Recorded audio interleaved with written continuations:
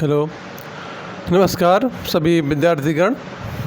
स्वागत है आपका विश्वविद्यालय अनुदान आयोग नेट ब्यूरो की परीक्षा के प्रथम प्रश्न पत्र, जिसका नाम है शिक्षण एवं शोध अभिवृत्ति। नेट जेआरएफ का जो पेपर होता है उसमें दो पेपर होते हैं। जो पेपर 1 होता है, प्रथम प्रश्न पत्र होता है, वो होता है शिक्षण एवं शोध अभिवृत्ति, जो सभी के लिए अनिवार्य है, सभी के लिए बराबर, यानी कि इसमें कोई बदलाव नहीं है, सभी के लिए यही पेपर समान रहता है। और जो दूसरा पेपर रहता है, प्रश्न पत्र ये पहला हो गया, और प्रश्न पत्र जो दूसरा रहता है वो सबके लिए अलग अलग होता है। जो भी जिसके जैसे सब्जेक्ट होगा वैसा उसका पेपर रहता है। तो मैं यहाँ पर जो पढ़ाने वाला हूँ, मैं पढ़ाऊँगा प्रथम प्रश्न पत्र, जो कि ये शिक्षण एवं शोध अभिवृत्ति। तो कोई भी चीज़, कोई भी कोर्स या सिलेबस पढ़ाने के पहले हमें, या फिर पढ़ने के पहले, छात्रों के लिए और अध्यापक के लिए पढ़ाने के पहले उसका सिलेबस पता होना चाहिए। क्योंकि जब सिलेबस नहीं पता होगा तो हम पढ़ेंगे क्या, पढ़ाएंगे क्या। तो सबसे पहले सिलेबस पता होना चाहिए। तो चलिए पहले इसका हम सिलेबस देखते हैं, उसके बाद आगे बढ़ते हैं क्रमशः। तो इसमें पेपर 1 में जो कि है शिक्षण एवं शोध अभिवृत्ति, इसमें पेपर 1 में 10 यूनिट हैं, यानी 10 इकाई हैं। और ये इकाई 1 का सिलेबस दिया, इकाई 1 का सिलेबस क्या है। इकाई 1 है शिक्षण अभिवृत्ति। पेन ले लेते हैं।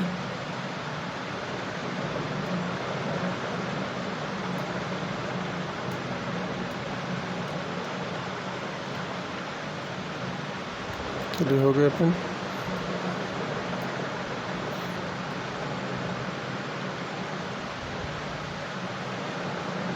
तो इकाई 1 जो है शिक्षण अभिवृत्ति, इसका सिलेबस इसके अंतर्गत दिया क्या क्या है ये देखेंगे।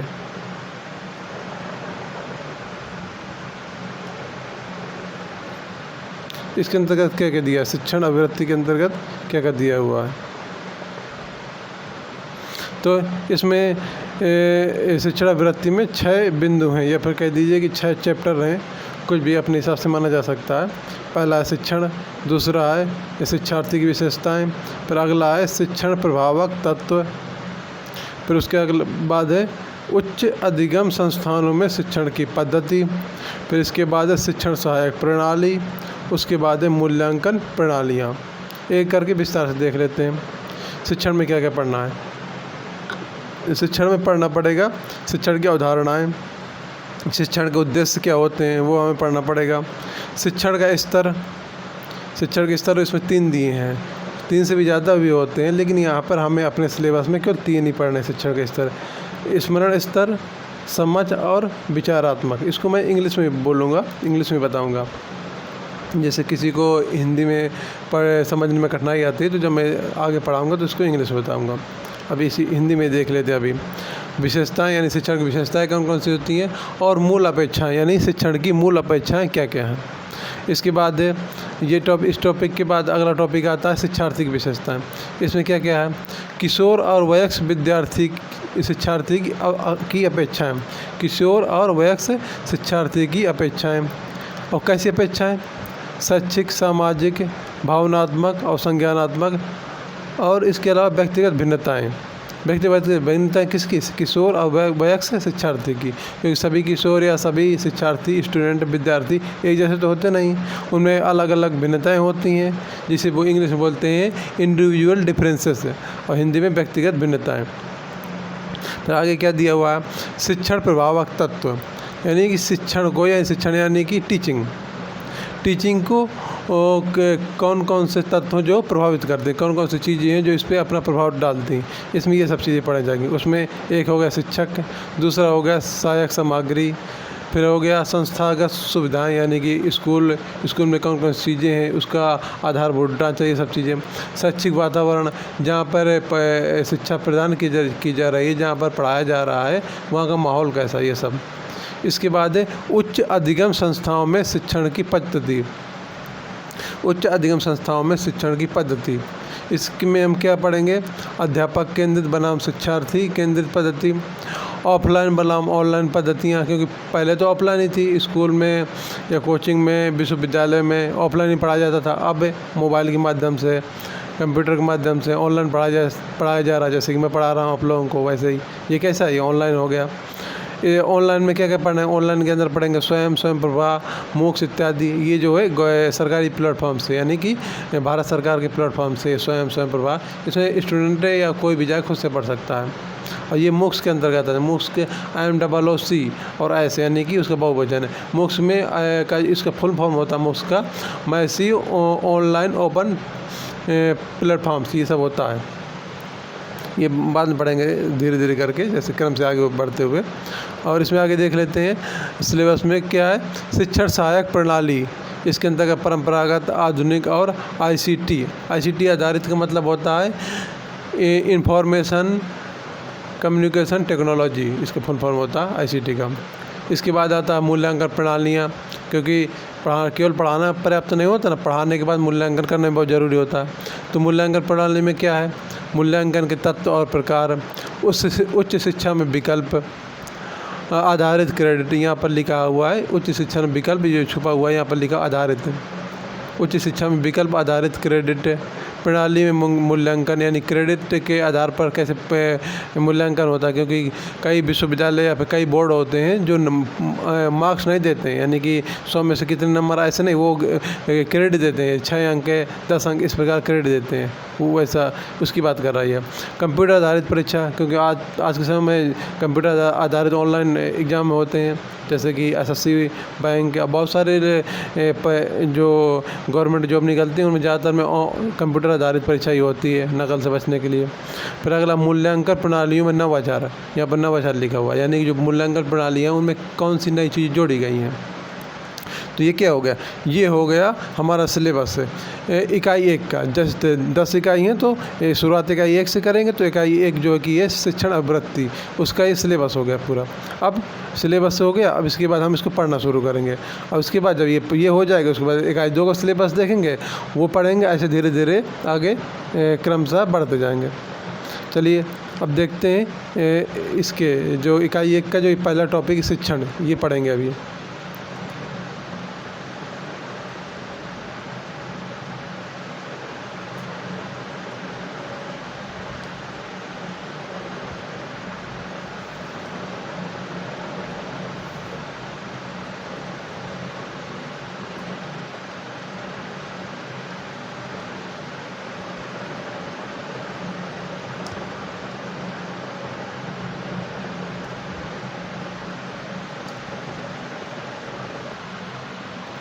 हाँ, तो हम आगे बढ़ने से पहले कि जैसे मैं भी शिक्षण पढ़ाऊँगा, जो कि इकाई 1 का प्रथम टॉपिक है, तो उसे उस पर आगे बढ़ने से पहले मैं आपको बता दूं कि मेरा पढ़ाने का तरीका क्या है, यानी मैं किस प्रकार ये पेपर 1 नेट JRF परीक्षा का प्रश्न पत्र जो है वो किस प्रकार पढ़ाऊँगा।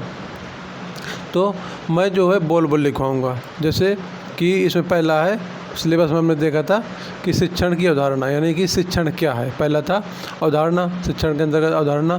तो ये जो है मैं यहाँ पर संक्षेप में लिखा है, जैसे शिक्षण एक विषय या एक कौशल के बारे में ज्ञान प्रदान करता है, कौशल और ज्ञान में सुधार भी करता है। तो ये संक्षेप में लिखा है, लेकिन ये इतना पर्याप्त नहीं है ना समझने के लिए आप लोगों के लिए, क्योंकि अगर आपने इससे पहले पढ़ा नहीं होगा तो इसके लिए आपको विस्तार से इस बारे में जानकारी चाहिए। तो विस्तार से मैं आपको लिखा नोट्स नहीं दूंगा। कुछ कोचिंग्स में होते हैं, कुछ को मैं क्या ज़्यादातर में वो पैसे लेकर एडमिशन कराते हैं, मतलब फ्री में उनका होता नहीं है, वो बने नोट्स दे देते हैं। मेरे अनुसार वो सही तरीका नहीं, उससे आप कोई दिमाग में बातें इतनी आसानी से नहीं जाती हैं।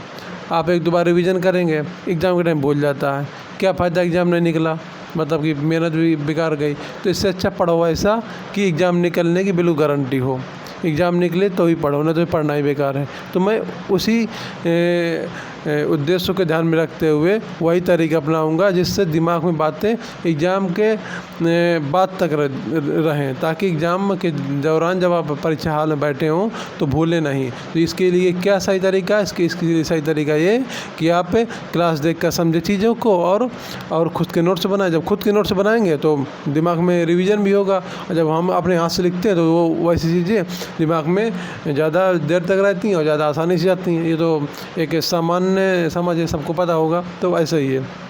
मैं पहले समझाऊंगा अच्छी तरीके से, समझाने के बाद फिर बोल बोल लिखवाऊंगा। तो आपको कॉपी पेन लेके बैठना है, पहले ध्यान से समझना है, उसके बाद वीडियो को रोक के या फिर वीडियो को बैक करके लिखना है। जो मैं बोलूँगा हाँ ये लिखना है तो लिखना, और जो नहीं लिखना तो मैं उसको केवल समझ ही लेना। मैं बोल दूंगा कि ये लिखने के लिए इतना महत्वपूर्ण नहीं है, केवल समझ लो, क्योंकि सभी चीज़ें थोड़ी परीक्षा में क्वेश्चन के रूप में आएंगी। जो चीज़ें क्वेश्चन के रूप में आती हैं वो मैं आपको लिखवा दूंगा, ताकि उसको अच्छी तरीके से बार बार रिवाइज किया जा सके, अच्छे से याद किया जा सके। और जो केवल समझने की बात है, जो डिफिनेशन परीक्षा में नहीं पूछी जाएगी, तो उसे लिखने की ज़रूरत नहीं है। ओके, तो ये हो गया मेरा पढ़ाने का तरीका। और भी कुछ महत्वपूर्ण बातें हैं जो आपके मन में होंगी, प्रश्न होंगे, वो मैं क्लास के बाद में बताऊंगा।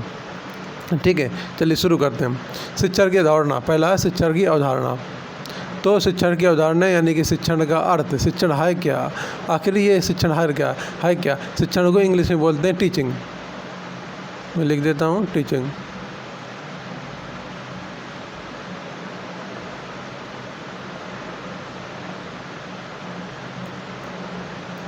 ये इसको बोलते हैं शिक्षण को टीचिंग। अवधारणा एक कॉन्सेप्ट। तो शिक्षण एक विषय या एक कौशल के बारे में ज्ञान प्रदान करता है। यानी शिक्षण में हम जो विषय पढ़ रहे हैं या फिर अध्यापक जो विषय पढ़ा रहा है उसके बारे में ज्ञान प्राप्त कर होता है, यानी नॉलेज। और कौशल का मतलब होता है कि हम हमारे पढ़ाने का ढंग क्या है, हमारे अंदर वो विषय पढ़ाने की योग्यता है कि नहीं है, हम वो विषय छात्रों को समझा पा रहे हैं कि नहीं है, ये होता है कौशल। तो शिक्षण से यानी पढ़ाने से ज्ञान तो प्राप्त होता ही है, छात्रों को प्राप्त होता। और शिक्षा को इस प्रकार, क्योंकि शिक्षक पढ़ के जाके तभी तो पढ़ाएगा, तो शिक्षा को ज्ञान प्राप्त होगा। और जब वो पढ़ाएगा तो छात्रों में वही ज्ञान छात्रों में ट्रांसफर होगा। तो इस प्रकार। और कौशल, छात्रों को कौशल यहाँ पर छात्रों के लिए तो इतना महत्वपूर्ण नहीं है, शिक्षक के लिए ज़्यादा महत्वपूर्ण है। कौशल होगा तभी तो वो छात्रों को अपनी बात स्पष्ट तरीके से समझा पाएगा। तो यहाँ पर शिक्षण जो है एक विषय के बारे में एक विषय या एक कौशल के बारे में ज्ञान प्रदान करता है, यानी एक विषय के बारे में ज्ञान प्रदान करता है और कौशल के बारे में भी ज्ञान प्रदान करता है। और कौशल और ज्ञान में सुधार भी करता है, केवल ज्ञान ही नहीं सुधार भी करती है। किस प्रकार, क्योंकि कोई भी शिक्षक पढ़ाता है तो केवल एक दिन तो पढ़ाता नहीं, लगातार पढ़ाता है क्रम से आगे बढ़ते हुए। तो पढ़ाने के लिए खुद से पढ़ेगा भी लगातार, तो उसके इस प्रकार उसके ज्ञान में भी सुधार होगा। और लगातार पढ़ाएगा तो उसके पढ़ाने के ढंग में, पढ़ाने के तरीके में कि वो कितनी अच्छी तरीके से अपनी बात को छात्रों को समझा पाता, इसमें भी सुधार होगा। तो इसी को संक्षेप में लिखा गया है कि शिक्षण से कौशल और ज्ञान में सुधार होता है, यह शिक्षण कौशल और ज्ञान में सुधार करता है। ओके, ये हो गया समझने के लिए। अब लिखने के लिए क्या है, अब आपको अपनी कॉपी में, नोटबुक में क्या लिखना है वो मैं बताता हूँ। चलिए लिखना शुरू कीजिए।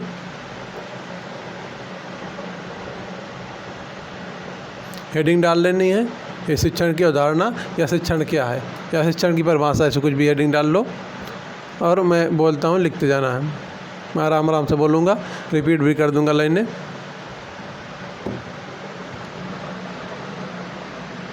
शिक्षण मानवीय मूल्यों के विकास पर बल देता है, क्योंकि ये एक सामाजिक प्रक्रिया है। अब समझ लीजिए, शिक्षण जो है केवल जैसे कि इसमें लिखा है कि कौशल के बारे में, किसी विषय के बारे में ज्ञान देता, केवल ज्ञान बस नहीं देता है, ये मानवीय मूल्यों के विकास पर बल देता है। क्योंकि शिक्षण एक बहुत व्यापक अर्थ रखता है, ये समझाने के लिखना नहीं, समझना है। जब मैं बोलूँगा लिखो तब लिखना। तो शिक्षण जो है बहुत ज़्यादा व्यापक अर्थ रखता है। तो उसमें कोई केवल ज्ञान या कौशल केवल एक दो चीज़ें नहीं आती, इसमें बहुत सारी चीज़ें आती हैं। इसमें मानवीय मूल्यों का विकास है, सामाजिक मूल्यों का विकास, ऐसी बहुत सारी चीज़ें आती हैं। ओके, पहली लाइन लिख ली होगी, शिक्षण मानवीय मूल्यों के विकास पर बल देता है क्योंकि यह एक सामाजिक प्रक्रिया है। ओके, अगला सेंटेंस लिखो। शिक्षण में सबसे महत्वपूर्ण तत्व शिक्षक और विद्यार्थी के मध्य प्रत्यक्ष वार्तालाप होता है। शिक्षण कोई मौलिक अवधारणा नहीं है, क्योंकि यह एक सामाजिक व मानवीय कारकों से गतिशील एवं प्रभावित होता है। अब समझ लीजिए, लिखना बंद करके। शिक्षण कोई मौलिक अवधारणा नहीं। मौलिक अवधारणा का मतलब कि हमने कोई आविष्कार कर दिया, उसे बोलते हैं मौलिक अवधारणा, यानी कोई नई चीज़ बनाई। तो यहाँ पर कोई शिक्षण कोई नई चीज़ नहीं है, ये तो हमेशा चली आ रही, सदियों से चली आ रही है। यानी जब से मानव सभ्यता का शुरुआत हुई, मानव सभ्यता की, तब से शिक्षण चला आया। शिक्षण का मतलब क्या होता है, हम सीखते हैं, कहीं पर भी सीखते, केवल स्कूल में जाकर नहीं। शिक्षण हमारे पैदा होते, मनुष्य के पैदा होते ही शिक्षण शुरू हो जाता है। यानी कि अपने घर में सीखा, फिर घर के बाहर मोहल्ले में सीखा, समाज में सीखा, अपने माता पिता से, जिसको भी देखा उससे उसने कोई ना कोई अनुभव, कोई ना कोई ज्ञान अर्जित किया, तो वही शिक्षण है। तो ये जो बहुत ही व्यापक अवधारणा, ये मौलिक अवधारणा नहीं है। जैसे कि हमने लिखा यह कि मौलिक अवधारणा क्यों नहीं, क्योंकि ये सामाजिक और मानवीय कारकों से गतिशील एवं प्रभावित होता। चलिए ये 2 सेंटेंस लिख दी थी। चलिए अगले तीसरा सेंटेंस लिखो। इस प्रक्रिया के अंतर्गत हम औपचारिक एवं अनौपचारिक रूप से सीखने के अनुभवों को विस्तार देते हैं। शिक्षण को हमारे समाज में बदलाव लाने के लिए एक विद्यालयी उपकरण कहा जाता है। ओके, हो गया लिखना। अब समझ लीजिए मैंने क्या अभी बताया लास्ट सेंटेंस। इस प्रक्रिया के अंतर्गत हम औपचारिक एवं अनौपचारिक रूप से सीखने के अनुभव को विस्तार देते हैं। यानी शिक्षण के अंतर्गत केवल औपचारिक सीखना नहीं होता। औपचारिक सीखने का मतलब होता है किसी कोचिंग या स्कूल में जाके, किसी संस्थान में जाकर सीखे, तो उसे बोलते हैं औपचारिक सीखना। और अनौपचारिक सीखना होता है जो हम 24 घंटे सीखते हैं। यानी 24 घंटे में किसी भी समय हम कहीं जा रहे हैं, बैठे हैं, खाना खा रहे हैं, किसी से बात कर रहे हैं, यानी किसी भी समय सीखना, तो वो होता है अनौपचारिक से सीखना। और औपचारिक सीखना होता है कि औपचारिक सीखने का मतलब होता है कि हम किसी स्कूल या संस्थागत तरीके से सीखना, किसी स्कूल, कोचिंग या किसी ऐसा कोई जगह जहाँ पर पढ़ाया जाता है, उस जगह सीखना, तो उसे बोलते हैं औपचारिक। और ऐसे ही सीखना किसी भी जगह से, तो उसे बोलते हैं अनौपचारिक।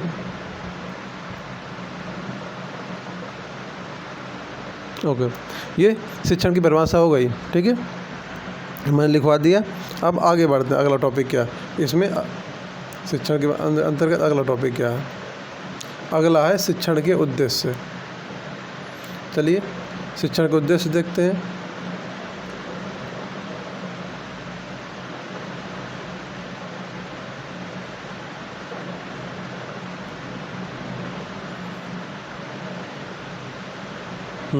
शिक्षण का उद्देश्य, शिक्षण के यहाँ पर कई उद्देश्य हैं, एक नहीं है, यहाँ पर कई हैं, देख सकते हैं। जैसे पहला उद्देश्य क्या है? शिक्षण का पहला उद्देश्य है ज्ञान हासिल करना। यानी कि शिक्षण के कई उद्देश्य हैं, तो उसमें सबसे महत्वपूर्ण तो ज्ञान हासिल करना ही होता है। ये तो सबको पता होगा। शिक्षण का मतलब होता है टीचिंग, जो कि पढ़ाया जाता है। तो पढ़ाने का मुख्य उद्देश्य क्या होता है? पढ़ाने का मुख्य उद्देश्य ये होता है कि छात्रों को ज्ञान हो। तो पहला हो गया ज्ञान हासिल करना। दूसरा उद्देश्य क्या? समझ का विकास है। यहाँ पर छात्र की समझ का विकास करना भी एक महत्वपूर्ण उद्देश्य है। समझ का विकास किसके? जो भी विषय हम पढ़ा रहे हैं, या छात्र पढ़ रहा है गणित, या फिर मैं पढ़ा रहा हूँ शिक्षण। शिक्षण क्या है? अभी मैंने बताया ना शिक्षण की परिभाषा। तो यहाँ पर समझ विकसित करना कि आखिर शिक्षण क्या है। केवल मैंने जैसे कि लिखवाई भी, बोल के लिखवाई भी शिक्षण की परिभाषा, तो केवल लिख के रट लेना नहीं, उसको समझना है। जैसे मैंने समझाया ना उसको विस्तार में अपने शब्दों में, तो उसको समझना कि आखिर शिक्षण है क्या। उसी प्रकार कोई भी विषय हो, हम कोई किसी मशीन के बारे में पढ़ रहे हैं, जैसे कि सूरज से क्या धूप प्रकाश मिलता है, गर्मी भी मिलती है, तो ये क्यों मिलती है, इसके पीछे कारण क्या है, इसके पीछे वैज्ञानिक कारण क्या है, ये सब चीज़ें, इन सब चीज़ों के बारे में जानकारी हासिल करना, कारण, परिणाम, प्रक्रिया जो भी है, तो ये क्या हो गया?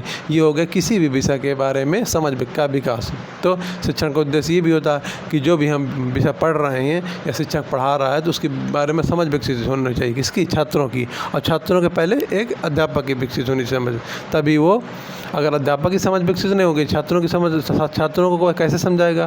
तो इसलिए पहले ज़रूरी होता है कि शिक्षक की समझ हो उस विषय के बारे में। उसके बाद वह जब छात्रों को पढ़ाएगा तो उस विषय के बारे में छात्रों की समझ का विकास करें। ओके, फिर अगला उद्देश्य क्या है शिक्षण का अगला उद्देश्य वैचारिक, बौद्धिक एवं विषय विशेष कौशल का विकास। वैचारिक का मतलब होता है विचार करना है, सोचना।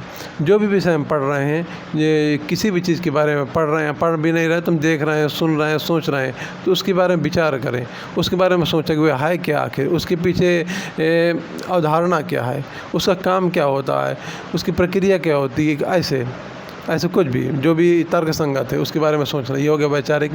बौद्धिक का मतलब होता है कि हमारे दिमाग में उसके पास समझ विकसित हो, और समझ विकसित होने के साथ ही हम बता सके उसके बारे में। अगर कोई हम पूछे कि केवल सोचना ही नहीं, जैसे विचार करना हो गया, कि उसी कोई मामला है, कोई विषय है, हम उसके बारे में सोच रहे हैं। उदाहरण के लिए हम मतलब विज्ञान की जो विषय होता है वो तो कक्षा 6 से शुरुआत हो जाती है पढ़ना, कक्षा 6 से फिर आगे तक। तो विज्ञान में अगर कोई केमिस्ट्री है, केमिस्ट्री में कोई वो दिया है रिएक्शन के लिए कि Na+Cl से बनता है NaCl, यानी नमक बन गया। Na होता है सोडियम, Cl होता है क्लोरीन। नमक यानी सोडियम और क्लोरीन को मिलाया गया तो परिणाम क्या हुआ, NaCl यानी कि नमक बन गया। तो कैसे बना, जो अध्यापक होगा ये पढ़ा रहा होगा ये फार्मूला, तो बताएगा कि ये दो तत्वों से मिलके तो तीसरा तत्व लवण है। ये नमक क्या होता है, साल्ट है, जिसको हिंदी में बोलते हैं लवण। तो कैसे बना, तो उसको इसके बारे में प्रक्रिया बताएगा, और ये इसके जो प्रक्रिया के अलावा इसके जो परिणाम हो ये बता दिया, और इसकी आवश्यकता क्या, ये सब चीज़ें उसके बारे में बताएगा, और फिर क्वेश्चन भी करेगा। तो अगर हम समझेंगे तभी तो उसके प्रश्नों का जवाब दे देंगे, तो दे पाएंगे। यही है बौद्धिक। बौद्धिक का मतलब होता है हम उसके बाद समझ विकसित करें, और इस प्रकार की समझ विकसित करें ताकि अगर उस विषय के बारे में हमसे कोई प्रश्न करता है तो उसका हम जवाब सही दे सकें। ओके। इसके बाद विषय विशेष कौशल का विकास, यानी शिक्षण का उद्देश्य एक शिक्षण का उद्देश्य क्या है कि जो विषय हम पढ़ रहे हैं उसके में विशेष कौशल का विकास है। विशेष कौशल का मतलब सामान्य कौशल तो अलग होता है। सामान्य कौशल का मतलब एक ही छात्रों को गणित, विज्ञान, सामाजिक विज्ञान, इतिहास, भूगोल, बहुत सारी चीज़ें पढ़ाई जाती हैं, हिंदी, अंग्रेजी।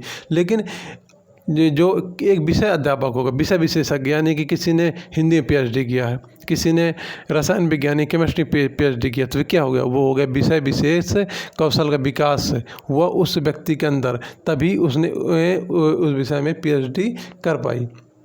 यानी कि विषय विशेषज्ञ जो बोला जाता है, कोई भी विषय विशेषज्ञ हो, प्रोफेसर हो या फिर कोई इंटर कॉलेज का अध्यापक हो, तो वो किसी एक विषय में विशेषज्ञता हासिल किए हो, तो ये भी शिक्षण का उद्देश्य होता है। यानी किसी विषय में विशेषज्ञता हासिल करना, यानी किसी विषय में विशेष कौशल का विकास हो, और इस प्रकार उसके अंदर उस विषय के कौशल का विकास हो ताकि वह उस विषय को किसी को भी समझा सके, भले ही वो सामने वाला व्यक्ति उस विषय के बारे में पहले से कोई जानकारी न रखता हो, लेकिन वो अगर अध्यापक उस विषय के कौशल में विशेषज्ञ है तो वह उस विषय को बारे में भले ही कुछ जानकारी दे पाए, पूरी जानकारी न दे पाए, लेकिन वो दे पाएगा अगर उसके अंतर्गत उस विषय का कौशल है।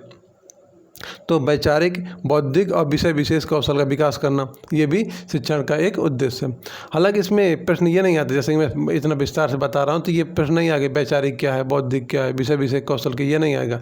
ये शिक्षण का उद्देश्य क्या है, इसमें 3-4 विकल्प दे देगा कि कौन कौन से उसमें चुनना होगा, ऐसे इस प्रकार के आ सकता है क्वेश्चन, हालांकि उसकी भी संभावना कम है।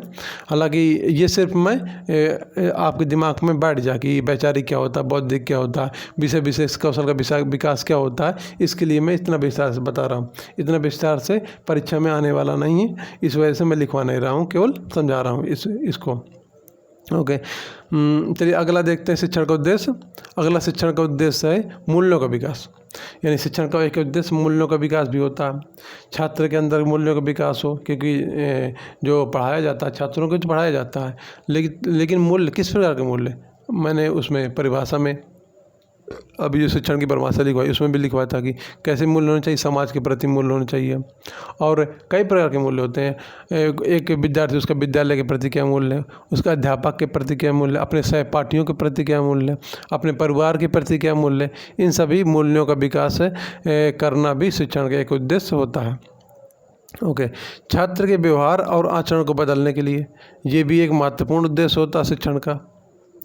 छात्र का व्यवहार, हालांकि हम दिमाग में आपके प्रश्न आएगा कि छात्र के व्यवहार को बदलेंगे क्यों।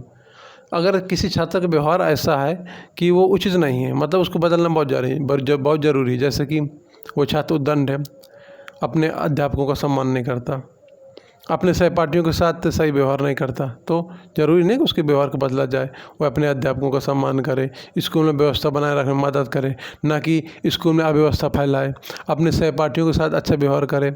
तो ये एक महत्वपूर्ण उद्देश्य हो गया, ज़रूरी भी है, क्योंकि अगर ऐसा नहीं होगा तो फिर वो छात्र का स्कूल में पढ़ना ही बेकार हो गया, उसके पढ़ने का मतलब क्या हुआ। तो छात्र के व्यवहार और आचरण का मतलब उसके अगर कोई बुरी आदतें हैं तो उनको छुड़ा के अच्छी आदतों का विकास, इसके लिए इसको बदलना भी शिक्षण को उद्देश्य होता है, यानी कि उसके व्यवहार को बदलना, अगर व्यवहार उसका खराब है तो अच्छा व्यवहार उसके अंदर विकसित करना, और उसका आचरण भी, अगर उसका आचरण खराब है तो अच्छा आचरण विकसित करना, ये भी उद्देश्य होता है शिक्षण को। ठीक है, फिर अगला उद्देश्य क्या है? अगला उद्देश्य है छात्रों के सीखने के कौशल को सुधारने के लिए, जिसमें पद्धतिगत महत्वपूर्ण सोच, लेखन, रचनात्मकता, परिकल्पना आदि शामिल हो।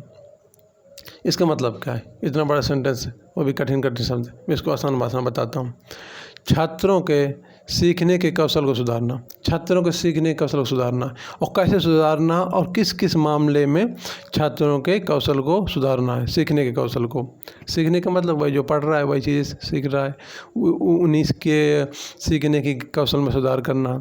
जैसे कि पद्धतिगत, यानी कि पहले जो तरीका था उसका सीखने का, पढ़ने का, जैसे कि कई छात्र होते हैं उनकी शुरुआत से याद होती है रटने की, वो समझते नहीं हैं, बस रट लेते हैं। कोई चीज़ें, कोई चैप्टर पढ़ाया, उसके प्रश्न उत्तर लिखवा दिए गए, अब बोला कल सभी लोग, सभी छात्र याद करके आएंगे ये सभी उत्तर इन प्रश्नों के, तो क्या करेगा? रट लाएगा। अगर उसकी पद्धति सही नहीं है, वैसी पद्धति रटने वाली, तो इस पद्धति में सुधार करना है। यहाँ पर पद्धति हम क्या सुधार करेंगे? यहाँ पर पद्धति में सुधार करेंगे कि रटना नहीं, समझना है कि वो प्रश्न पूछ क्या रहा है, उसको अपने दिमाग में सोचना है, उसके बाद याद करना है, और ऐसे याद करके फिर उत्तर देना है। तो ये हो गया छात्र के सीखने के कौशल में पद्धतिगत सुधार। कैसा सुधार? कैसा कौशल में सुधार? पद्धतिगत कौशल में सुधार करना है, सीखने के, छात्र के सीखने के पद्धतिगत कौशल में सुधार। इसके बाद है महत्वपूर्ण सोच, यानी अगर कोई छात्र सोचने को महत्व नहीं देता है, वो सोचता नहीं है, जैसे कि मैंने बताया रट लिया पर सोचता नहीं है।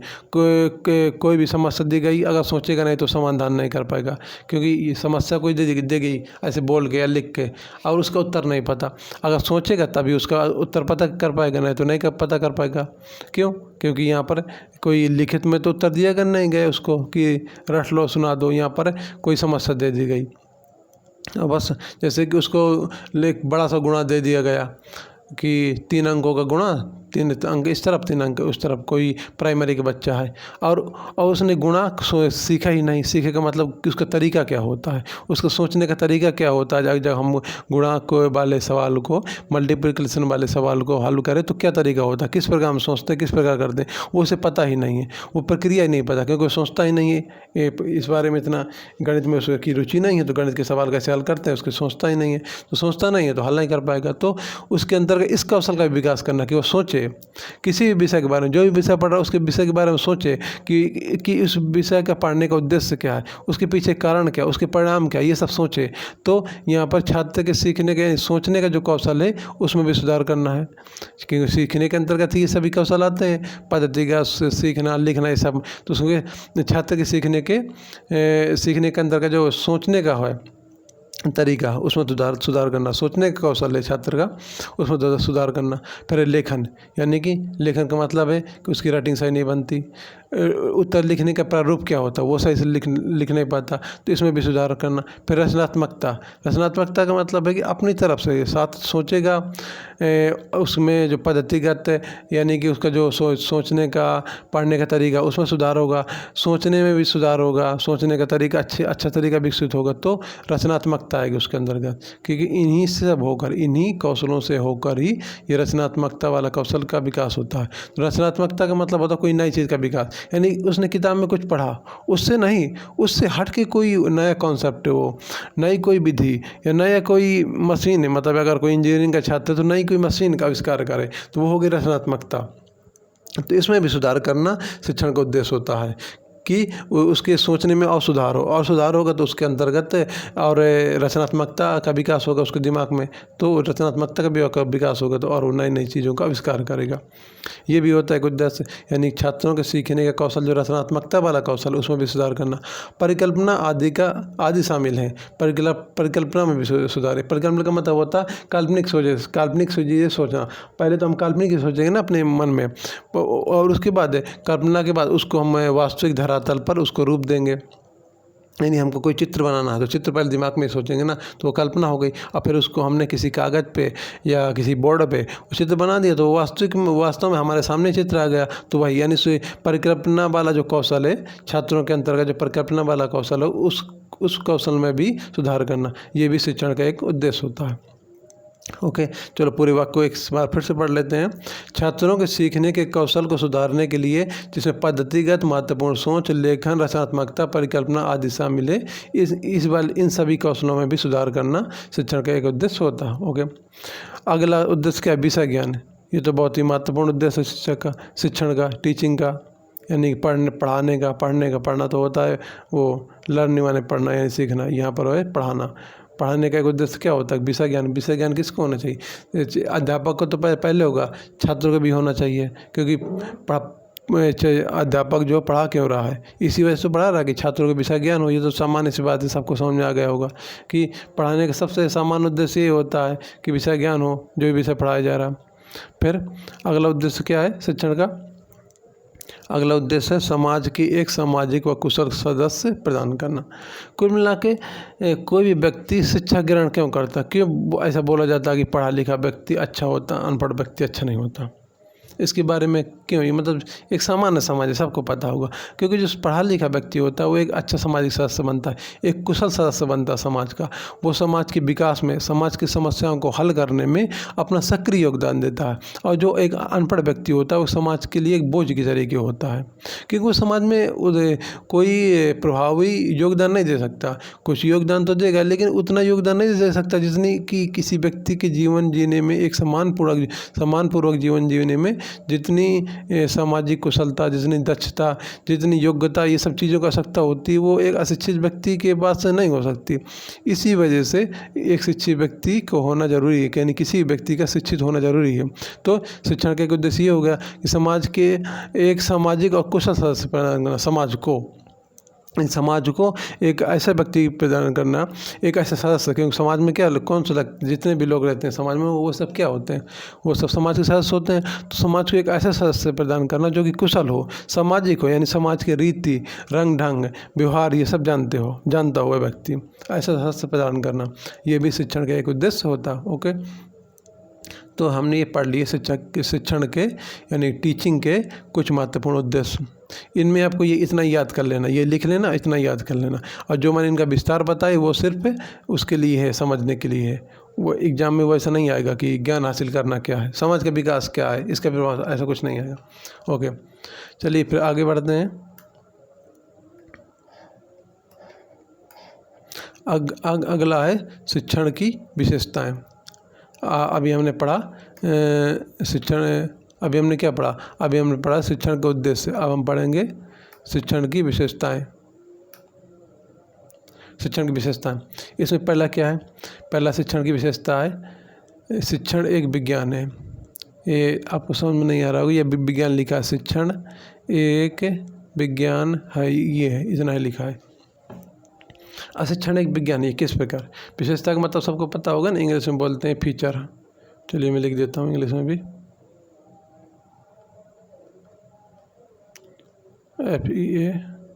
FEATHER, फीचर बोलते हैं। विशेषताएं यहाँ पर बहुवचन तो ऐसे लगा देंगे, फीचर्स। ओके, शिक्षण की विशेषता पहली विशेषता है शिक्षण की, शिक्षण एक विज्ञान है। विज्ञान किस प्रकार है? विज्ञान का परिभाषा क्या होती है? विज्ञान का परिभाषा होती है कोई भी कार्य जिसके पीछे कोई एक कारण हो, उसके बाद उसका परिणाम भी हो और उसकी एक विधि भी हो, यानी क्रमशः विधि पूर्वक कोई काम हो रहा हो, तो उसे बोलेंगे ये वैज्ञानिक कार्य या वैज्ञानिक पद्धति से किया जा रहा कार्य है, ये बोलेंगे। तो यहाँ पर और अगर एक लाइन में बोला जाए, कोई पूछे विज्ञान की परिभाषा क्या हो सकता है, आप में से बहुत कुछ लोगों को आती है, कुछ को ना आती है, मैं बता देता हूँ। क्रमबद्ध ज्ञान ही विज्ञान है। एक लाइन में परिभाषा विज्ञान की होती है, क्रमबद्ध ज्ञान ही विज्ञान है। और शिक्षण यानी टीचिंग, कोई अध्यापक पढ़ाता कि ऐसे मतलब ऐसे बिना किसी टॉपिक के, बिना किसी सिलेबस के, बिना किसी क्रम के ऐसे पढ़ाने लगता, ऐसा तो होता नहीं। जैसे मैंने अभी शुरू किया इसका इकाई 1, तो कैसे पढ़ाना शुरू किया? सबसे पहले मैंने क्लास बताया, वो क्या कहते, क्लास नहीं, सिलेबस बताया कि हमें पढ़ना क्या क्या है। यूनिट 1 में, यूनिट 1 यानी इकाई 1 में क्या क्या पढ़ना। उसमें यूनिट 1 में पहला टॉपिक क्या, शिक्षण उसको ले लिया। बस उसी में जो सिलेबस में जितनी भी चीज़ दी उसको क्रम से हम पढ़ते हुए चले जा रहे हैं। एक एक क्रम से, एक व्यवस्थित ढंग से जो भी चीज़ें एग्जाम में पूछी जाती हैं, और ये सब चीज़ें मैंने विधि बताई कि किस विधि से पढ़ने हैं। तो ये एक प्रकार क्या हुआ है, ये एक प्रकार का वैज्ञानिक ढंग हुआ ना। यही तो इसमें लिखा, शिक्षण एक विज्ञान है। विज्ञान का मतलब जो पढ़ाना होता है वो कि व्यवस्थित ढंग से पढ़ाया जाता है। ऐसे नहीं कि बिना सिलेबस के, बिना किसी और छोड़ के शुरुआत कहाँ से करना, अंत कहाँ से करना है, इसके पीछे कारण क्या, परिणाम क्या, ये कुछ पता नहीं है, पढ़ाना शुरू कर दिया। ये शिक्षण नहीं होता। शिक्षण का एक कारण हो चाहिए। यहाँ पर कारण क्या है, हमको नेट JRF की प्रश्न पत्र जो होता है, जैसे 50 क्वेश्चन आते हैं, प्रत्येक इकाई से 5 प्रश्न आते हैं, वो हमको पास करना है, अच्छे नंबरों से पास करना है। ये उसका हो गया कारण। परिणाम क्या हुआ, रिजल्ट, हमारा रिजल्ट अच्छा आएगा, ये परिणाम हो गया। तो इसीलिए हम पढ़ना है। तो ये यहाँ पर एक वैज्ञानिक ढंग हो गया ना, कारण भी है, परिणाम भी है, प्रक्रिया भी है, पूरा व्यवस्थित भी है, क्रम से भी है, तो ये सब हो गया। तो ये क्या, तो ये इस प्रकार का शिक्षण क्या हो गया, इस प्रकार का शिक्षण हो गया वैज्ञानिक शिक्षण, यानी वैज्ञानिक ढंग से, यही बोल रहा है। तो शिक्षण की पहली विशेषता क्या हो गई, शिक्षण एक विज्ञान है। फिर शिक्षण की दूसरी विशेषता क्या है, शिक्षण की दूसरी विशेषता है शिक्षण एक कला है। कला का मतलब होता है पढ़ाने का ढंग। कोई भी व्यक्ति, कोई भी अध्यापक, अगर उसे पढ़ाने का ढंग नहीं होगा, भले ही वो PhD किए हो अपने विषय में, तो वो शिक्षक नहीं बन सकता। ये एक मतलब क्या कहते हैं, सिद्ध बात है कि किसी व्यक्ति को पढ़ाने के लिए सबसे पहले ज़रूरी होता है कि उसके अंतर्गत पढ़ाने की कला होनी चाहिए। यानी कला का मतलब तो कुशलता होगी, कला होगा, उसके बाद पढ़ाने का ढंग, ऐसा ढंग कि वह अपनी बात को, अपने ज्ञान को अपने सामने छात्र बैठे हुए छात्रों को समझा सके, तो तभी वह एक अच्छा शिक्षक बन पाएगा। तो ये क्या हो गया, ये हो गया शिक्षण एक कला हो गया। ये इसको क्या कहेंगे, शिक्षण एक कला है। क्योंकि अगर उससे व्यक्ति के अंदर के एक अध्यापक की कुशलता नहीं है, एक शिक्षण बेहतर शिक्षण करने की कला नहीं है, तो वह अच्छा शिक्षण नहीं कर सकता। तो इसी वजह से बोलते हैं शिक्षण एक कला है। ओके, और इसका भी मैं विस्तार से नहीं लिखा रहा हूँ, केवल समझा रहा हूँ, क्योंकि विशेषताओं में भी ऐसे प्रश्न नहीं आते कि शिक्षण एक विज्ञान है, चलिए इसका विस्तार से बताइए, शिक्षण एक कला है, इसको विस्तार पूर्वक बताइए, ऐसे प्रश्न नहीं आएंगे। उसमें क्या विशेषताएँ अगर पूछेगा भी शिक्षण की विशेषताओं में, तो विकल्प दे देगा, इन्हीं में से कौन से विकल्प सही हैं, उन्हीं को हमको सिलेक्ट करना होगा। तो इसी वजह से मैं, ताकि आपके दिमाग में रहे, क्योंकि इनसे दूसरे प्रश्न बनते हैं, इनका विस्तार नहीं पूछेगा, लेकिन इनकी ये जो दिए हैं शिक्षण एक विज्ञान है, शिक्षण एक कला है, इनसे संबंधित दूसरे प्रश्न बनेंगे इसी पेपर में, इसी इकाई से और दूसरी इकाइयों में भी। इसलिए मैं विस्तार समझा रहा हूँ, ताकि आपके दिमाग में बात रहनी चाहिए। इनका विस्तार लिखना जरूरी नहीं है, इनका विस्तार दिमाग में रहे, ये जरूरी है। ओके, अगली विशेषता क्या है, अगली विशेषता है शिक्षण एक शिल्प है। और हाँ, जहाँ पर भी ज़रूरत होगी विस्तार से लिखाने की, मैं लिखवा दूंगा बोल के, जहाँ पर भी किसी टॉपिक को विस्तार से याद करना, वहाँ पर विस्तार से लिखाऊंगा। जहाँ विस्तार की जरूरत नहीं है वहाँ पर क्यों समझाऊंगा। ठीक है, चलिए, ये क्या लिखा, शिक्षण एक शिल्प है। शिल्प का मतलब क्या होता है, शिल्प का मतलब होता है कौशल। जैसे कि यहाँ पर कला थी, इनमें थोड़ा अंतर है, ज़्यादा अंतर नहीं, बहुत माइनर अंतर है। क्या अंतर है वो मैं बताता हूँ। जैसे कि हस्तशिल्प, सभी लोगों ने नाम सुना होगा।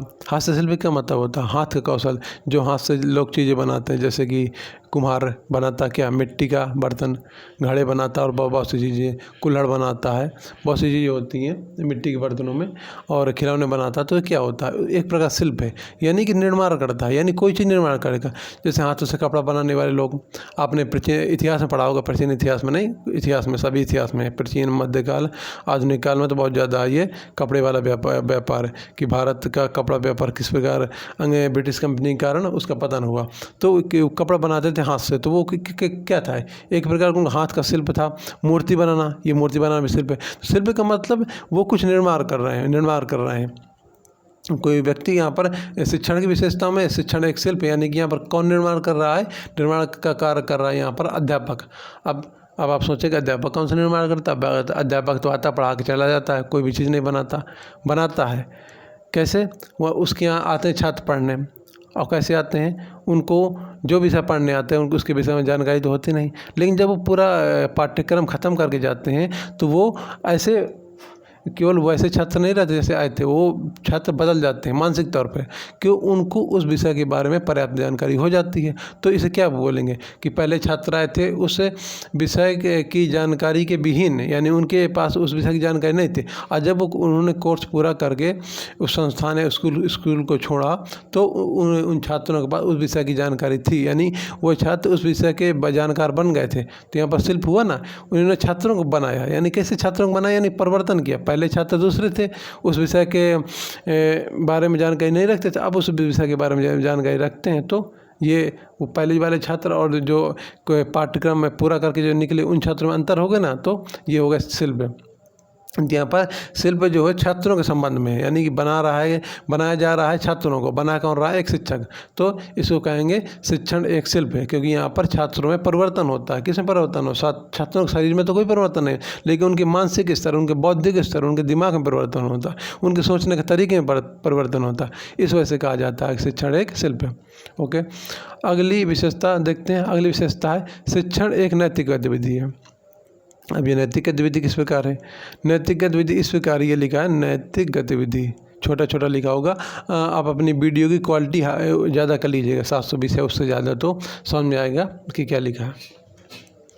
नैतिक गतिविधि इस वजह से क्योंकि स्कूलों में सिर्फ किसी मतलब मैथ या विज्ञान बस की जो किताबों में लिखी हुई किताबें रटा कर छोड़ नहीं दिया जाता, उसके अलावा और भी चीज़ें सिखाई जाती हैं, जैसे कि नैतिकता, यानी कि क्या सही क्या गलत है, हमारी जिम्मेदारी क्या है समाज के प्रति, हमारी जिम्मेदारी क्या है परिवार के प्रति। पैसा ही सब कुछ नहीं है, सिर्फ पैसे के लिए ये सब कुछ नहीं किया जाता। हमें कुछ अपने अंतरात्मा के, अपनी मानसिक खुशी के लिए हमें जो हमारी जो जिम्मेदारी है समाज या परिवार के प्रति, उसके लिए भी कुछ किया जाता। तो ये सब क्या नैतिकता? तो ये किसी की मदद करना निस्वार्थ भाव से, यानी कि बिना उससे कुछ लिए बिना और बिना कुछ उससे पाने की उम्मीद किए बिना किसी की मदद करना, ये क्या है? एक नैतिकता तो है। तो शिक्षण में क्या ये नहीं सिखाया जाता? बिल्कुल सिखाया जाता, बल्कि छोटे बच्चों को ज़्यादा सिखाया जाता, बड़े में क्योंकि हमारे विषय ज़्यादा हो जाते हैं तो ये सब चीज़ नहीं सिखाई जाती, लेकिन सिखाया तो जाता है स्कूलों में।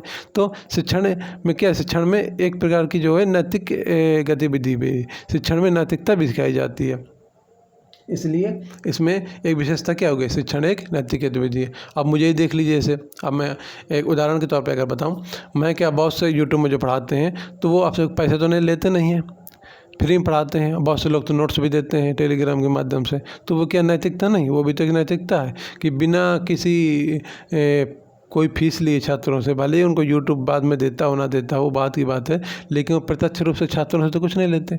छात्रों को मेहनत करके मोबाइल और ये क्लास रिकॉर्डिंग बहुत सारी चीज़ें होती हैं, टेक्निकल चीज़ें, तकनीकी चीज़ें, इन सब को देखते हुए, इन सब के से सामने करते हुए वो पूरी मेहनत सब आपके लिए क्लास बनाते हैं, तो वो भी निःशुल्क है, ताकि जो पैसे दे के या महंगी कोचिंग में जाके प्रवेश लेकर पढ़ नहीं सकते, वो घर बैठे अपनी मोबाइल की सहायता से, इंटरनेट की सहायता से पढ़ सकें। तो ये भी क्या हो गया? एक नैतिक गतिविधि हो गई ना। तो ये हमें कहाँ सिखाया जाता है? ये हमें एक शिक्षण तो है, भले ही स्कूल में ना सिखाया जाता हो, घर में सिखाया जाए और समाज में कैसे सिखाया जाए, क्योंकि शिक्षण तो बहुत व्यापक प्रक्रिया है।